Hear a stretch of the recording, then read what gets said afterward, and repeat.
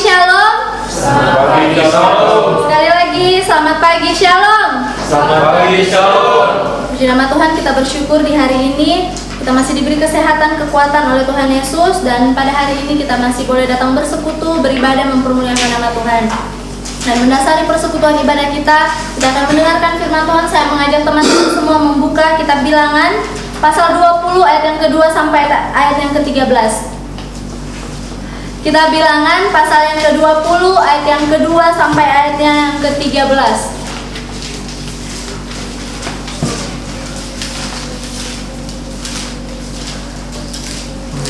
Lembaga Alkitab Indonesia memberi judul Dosa Musa dan Harun. Nanti di sebelah kanan membaca ayat yang berangka genap, di sebelah kiri membaca ayat yang berangka ganjil. Ayat yang kedua, 1, 2, 3. Pada suatu kali ketika orang bagi umat itu berkumpulan mereka dari Musa dan Harun. Dengan Musa katanya, sekiranya yang mati nasabah bahwa saudara-saudara kami di hadapan Tuhan. Mengapa kamu membawa jemaah Tuhan kepada Harun ini supaya kami dan ternak kami mati di situ? Mengapa kamu mengirim kami keluar dari Mesir untuk membawa kami ke tempat belaka ini yang bukan tempat beranggur, tanpa pohon ara, anggur dan delima, bahkan air minum pun tidak ada. Maka bila Musa dan Harun dari pintu kemah lalu sujud, kemudian tampak wajah Tuhan kepada mereka. Tuhan berfirman kepada Musa, Ambillah tempat itu dan engkau Harun masuk susunat itu berkumpul. Katakanlah di depan mereka pada tempat itu supaya dia demikianlah engkau memperoleh air dari tempat mereka dan memberi minum beserta. lalu Musa mengambil obat itu dari hadapan Tuhan seperti yang diperintahkannya kepadanya. Ketika Musa dan Harun telah mengumpulkan jemaah itu di pertemuan baru itu, berkatalah ia kepada mereka, dengarlah kepadaku, hai orang-orang beriman, apakah kamu harus memakan air bagi menjadi batu ini? Sesudah itu Musa mengangkat tangannya, lalu memukul bukit batu itu dengan tongkatnya 2 kali, maka keluarlah banyak air sehingga umat itu dan ternak mereka dapat minum. Tetapi Tuhan berfirman kepada Musa dan Harun, karena kamu tidak percaya kepadaku dan tidak menghormati urusanku di depan mata orang Israel, itulah sebabnya kamu tidak akan membawa jemaah ini masuk ke negeri yang akan memberikan kepada mereka. Kita baca bersama-sama. Itulah kata Yehova, Tempat orang Israel berdoa kepada Tuhan, dan Dia menunjukkan kudusnya di antara mereka. Amin. Amin. Jadi teman-teman yang dikasihi dan diberkati oleh Tuhan kita Yesus Kristus, melalui pembacaan Alkitab kita dalam kitab Bilangan pasal 20 ayat yang ketiga sampai ayat yang ketiga, ayat yang kedua sampai ayat yang ke-13, kita akan belajar bersama tema lakukan bagianmu. Jadi tema kita pada pagi hari ini adalah lakukan bagianmu. Nah, teman-teman yang diberkati dan dikasihi oleh Tuhan kita Yesus Kristus, alasan saya mengangkat tema ini karena sebagian orang lalai. Sebagian orang tidak melakukan bagiannya sesuai apa yang sudah dipercayakan kepada dia. Tidak melakukan apa yang sudah seharusnya menjadi bagian dia, tetapi sebaliknya dia melakukan lebih atau bahkan tidak melakukan sama sekali. Itu alasan saya mengapa saya mengangkat tema ini, apalagi bagian dalam pelayanan. Kalau dalam komunitas kita, pasti apapun yang kita lakukan selalu berhubungan dengan yang namanya pelayanan. Siapa yang kita layani? Yang kita layani Tuhan. Dan itu juga terpancar kepada pelayanan kita terhadap sesama teman-teman. Jadi teman-teman yang dikasihi dan diberkati oleh Tuhan kita Yesus Kristus, ketika kita tidak melakukan bagian kita, artinya itu bisa menjadi awal dari kesalahan yang kita lakukan teman-teman. Jadi pada pagi hari ini kita akan belajar dari kisah Musa dan juga Harun, betapa pentingnya kita melakukan bagian yang sudah dipercayakan kepada kita, terlebih khusus terhadap setiap pelayanan kita. Jadi kita akan belajar dari kebenaran firman Tuhan dalam kitab yang sudah kita baca tadi, Bilangan pasal 20 ayat yang kedua sampai ayatnya yang ke-13. Bagaimana sikap yang benar sebagai hamba Tuhan untuk melakukan bagian kita, bagian yang sudah Tuhan percayakan kepada kita. Yang pertama adalah kita bisa melihat di ayat yang kedua dan juga ayat yang ketiga itu jangan emosi teman-teman. Jangan mudah untuk emosi. Ayat 2 dan ketiga begini firman Tuhan, pada suatu kali ketika tidak ada air bagi umat itu, berkumpullah mereka mengerumuni Musa dan Harun, dan bertengkarlah bangsa itu dengan Musa. Katanya, sekiranya kami mati binasa pada waktu saudara-saudara kami mati binasa di hadapan Tuhan. Jadi teman-teman yang dikasihi dan diberkati oleh Tuhan kita Yesus Kristus, inilah yang menjadi awal perseteruan kita dengan orang lain, dan juga perseteruan Harun dan Musa kepada bangsa Israel, yaitu emosi teman-teman. Ayat ini menjelaskan bagaimana bangsa Israel bertengkar dengan Musa karena perkara air. Jadi ketika dalam perjalanan mereka kekurangan air. Kalau di padang gurun pasti panas, jadi bangsa itu mengeluh. Bukan untuk pertama kalinya bangsa itu mengeluh kepada Musa dan Harun, tapi untuk kesekian kalinya mereka mengeluh. Dan kalau kita lihat teman-teman, respon yang dilakukan oleh Musa, mungkin secara manusia kita lihat itu wajar karena sudah lelah membawa mereka keluar dari Mesir, sampai di perjalanan pun mereka mengeluh. Dan isi dari keluhan dari bangsa itu seakan-akan menyalahkan Musa, seakan-akan membuat Musa itu tersudut teman-teman. Pertengkaran bangsa itu dengan Musa membuat Musa tidak bisa mengontrol emosinya, membuat Musa tidak bisa menahan diri teman-teman. Jadi kalau kita lihat secara manusia, sekali lagi mungkin itu hal yang wajar. Kalau kita sudah capek pasti pun terbawa emosi. Jadi teman-teman yang dikasihi dan diberkati oleh Tuhan kita Yesus Kristus, seolah-olah apa yang dilakukan oleh bangsa itu menyalahkan Musa dan Harun terhadap masalah yang mereka alami, yaitu mereka kehausan, kekeringan, tidak adanya mata air di padang gurun itu.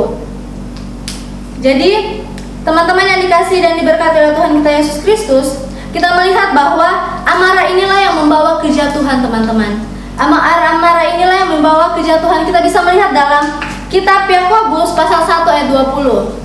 Silakan Preti membacakannya. Yakobus pasal 1 ayat yang ke-20.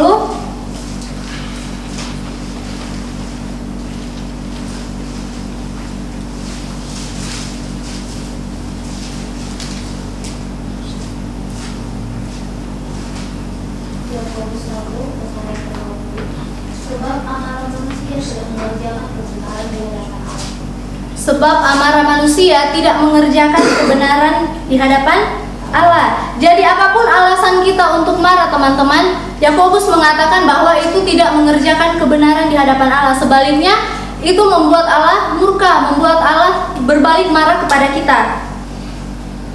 Jadi teman-teman yang dikasihi dan diberkati oleh Tuhan kita Yesus Kristus, itu seharusnya atau sebaliknya, apa yang harus kita lakukan, respon kita yang benar ketika kita menghadapi segala sesuatu itu tidak seharusnya diawali dengan yang namanya emosi teman-teman.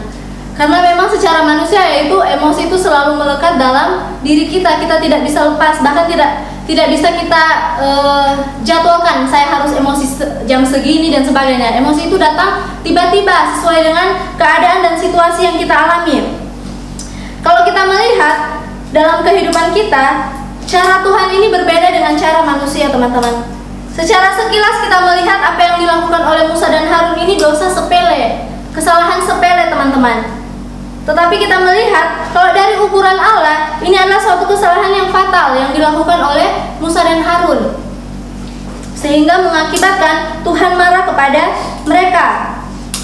Teman-teman yang dikasihi dan diberkati oleh Tuhan kita Yesus Kristus, sebagai hamba Tuhan kita dituntut untuk tidak emosi. Kita dituntut untuk tidak emosi, karena banyak hal yang akan berakibat ketika diri kita terbawa emosi teman-teman. Apa yang dilakukan oleh Harun ini menandakan ketidaktaatannya dalam pelayanannya teman-teman, dalam imannya. Dia sudah beriman sejak sekian lama, tapi hanya menurut kita kesalahan sepele itu berakibat fatal dalam kehidupannya. Oleh sebab itu kita harus pintar-pintar ketika kita tarik dalam kehidupan kita, dalam pelayanan kita harus pintar-pintar untuk mengontrol emosi kita teman-teman. Jangan sampai karena emosi kita dan juga perkataan kita yang tidak membangun, itu menjadi penghambat, menjadi batu sandungan bagi orang lain, menjadi penghambat persekutuan kita dengan Tuhan. Jadi dalam emosi Musa kita juga bisa melihat beberapa hal. Dalam emosi Musa ini kita bisa melihat beberapa hal yang fatal yang telah dilakukan oleh Musa karena dia terbawa emosi. Yang pertama, kita bisa melihat di ayat yang ke-10.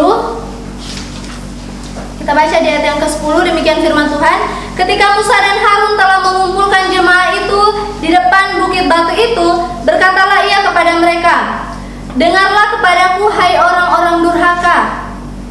Apakah kami harus mengeluarkan air bagimu dari bukit batu ini?" Jadi Musa murka terhadap bangsa Israel. Karena sebelumnya, di ayat-ayat sebelumnya, bangsa Israel itu bersungut-sungut kepada Musa. Tapi seharusnya tidak demikian, teman-teman. Seharusnya Musa tidak murka terhadap bangsa itu, karena Allah saja tidak marah ketika mereka meminta air. Tapi Allah menyuruh Musa dan Harun untuk mengeluarkan air dari bukit batu itu. Coba kita lihat di Mazmur pasal 6 ayat 33. Mazmur pasal 106 ayat 33.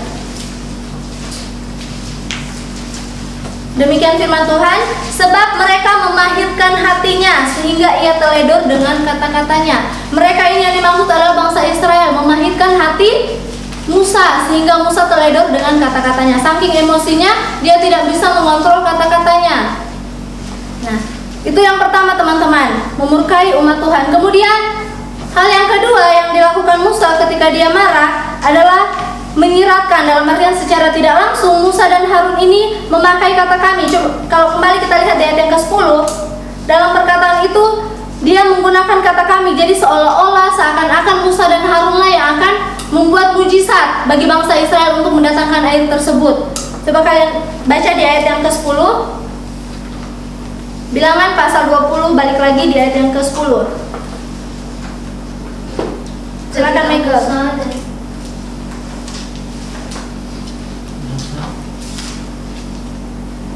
Ketika Musa dan Harun telah mengumpulkan jemaah itu di depan bukit batu itu, berkatalah ia kepada mereka, "Dengarkanlah kepadaku, hai orang-orang durhaka, apakah kami harus mengeluarkan air bagimu dari bukit batu ini?" Nah, apakah kami harus mengeluarkan air dari bukit batu ini? Jadi secara tersirat atau tidak langsung, maksud dari perkataan Musa ini adalah mereka berdua yang harus mengeluarkan air dari bukit batu itu, dalam artian membuat mujizat kepada bangsa Israel. Dan ini membuat Tuhan murka, teman-teman.